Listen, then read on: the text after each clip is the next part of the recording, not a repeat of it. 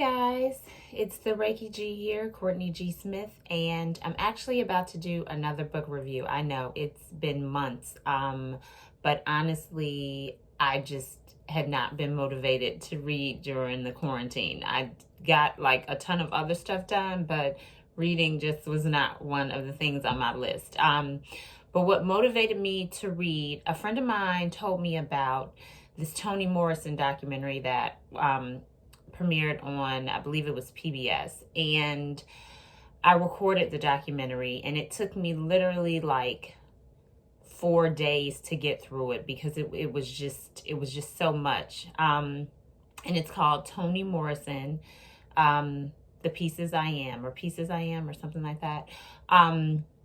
But after watching it, I was inspired to buy 2 Toni Morrison books. And for years, I just had stayed away from reading Toni Morrison's books because I never thought I was ready. Like, even though I would get bits and pieces of books, I was like, no, I need to be in a certain space, or I need to be just more aware when I actually, would take the time to read a Toni Morrison novel. And so here I am, 42, reading my first Toni Morrison novel. And the one that, of course, the first one that I read was The Bluest Eye. And let me just start out by saying that I'm going to give away a lot of spoilers. So if you have not read the book and you want to read the book, stop. Just stop the video now. But for those of you who have read it, what stood out the most to me is that at that time, The Bluest Eye, you had this character who just wanted blue eyes like white people so that, she could be more accepted and her life would, to her, be a little bit easier. What I find interesting is that in 2020, we've got Black women, we're rocking our natural hair. We're embracing our Blackness. We are unapologetically Black. So it has been interesting to see that shift since the book was first published in 1970. So here we are, 50 years later, and Black women just embrace who they are on this just beautiful level. So aside from that, there were other things that just really stood out for me in the book. One was this generational trauma. There was a character, a woman, a mother, who took her anger out on her children. And she knew she was doing it, but she didn't know how to stop. And I think that's really real, and her anger came from just her circumstances and how she was upset about that and just, feeling stuck. And I mean, we see it now. I've seen it in my family. So that was something that really, really hit home, more so than the character wanting to have these blue eyes. What also stood out for me was that there was this scene where this white woman was encouraging a Black character that worked for her to leave her husband because her husband was abusive. And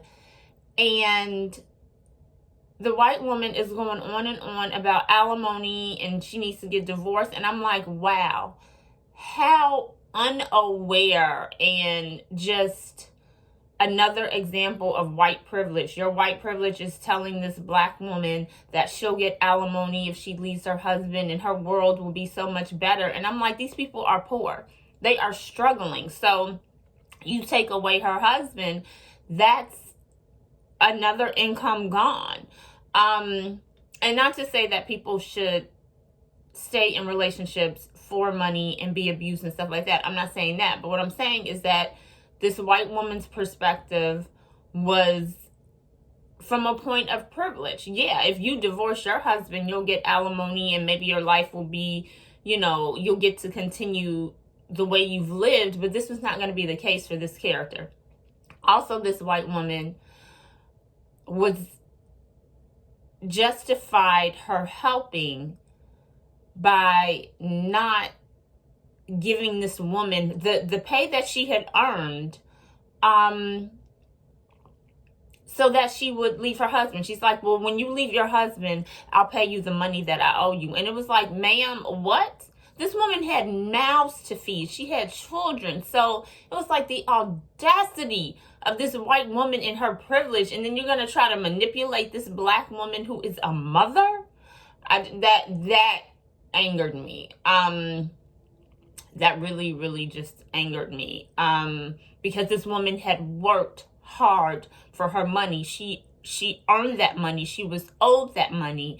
But this white woman in her grandstanding is like, well, when you leave your husband, you say you're going to leave him, but I need proof. Ma'am, first of all, mind your business. Mind your business. This woman did not need you to come in and save her family, because if that is what you were really trying to do, you would have come up with a plan. You would have given her additional funds so that she could have left her situation. So that just really,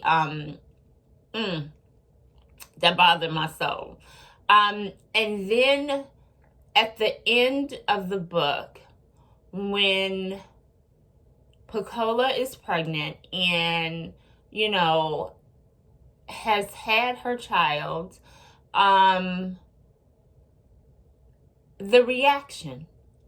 This young girl was raped by her father, and you still had adults who were like, well, it had to have been something she did. And I'm like, are you kidding me? And it just goes to show, we're in 2020 and children are still not protected by predators. And young girls, it's still, well, what did the girl do? Was she being fast? And I'm like, to read the rape scene and then pages later to know that adult women were saying stuff like this. It just, once again, it was something that really bothered my soul. And it was a reminder that this book was written 50 years ago, or published 50 years ago. And it was it wasn't even talking about what was going on in the 70s. It was talking about stuff that had gone on, it was years before. So these themes are still with us. And I don't even want to say themes. They're poisons. They are still with the black community. Generational trauma, young girls getting, sexually assaulted, and they being blamed. Not even young girls. These are children. These are children. So it was just interesting. I would love to know if Toni thought, in 2020 that these issues would still be so incredibly prevalent.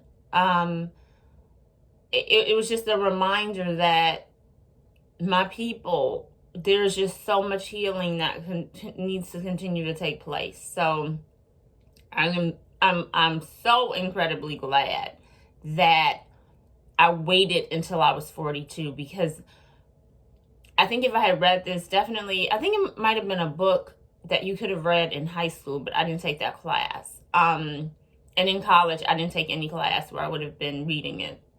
So to not have read it, when I was a teenager or when I was in my 20s, and to read it now, it was just, I think I saw the entirety of it. I think if I had read it in my younger years, I just probably would have missed all of the trauma.